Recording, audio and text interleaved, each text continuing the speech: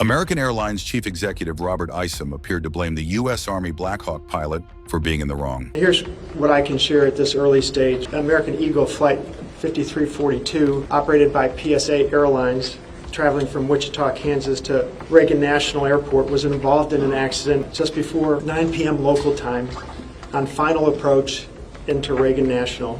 It collided with a military aircraft on an otherwise normal approach.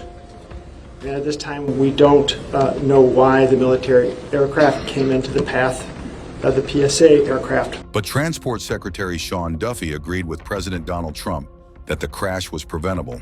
I would say standard communication, so there was not a breakdown, if that's your question, in communication between the military helicopter and the American airline flight. There was communication between the aircraft and the tower. Duffy said both the military helicopter and the airliner were flying a standard flight pattern like hundreds of flights before. The helicopter was in a standard pattern. If you live in the DC area, you'll see helicopters up and down the river. This flight pattern is seen oftentimes when you live in DC. This was a standard flight pattern last night as well. These were experienced pilots.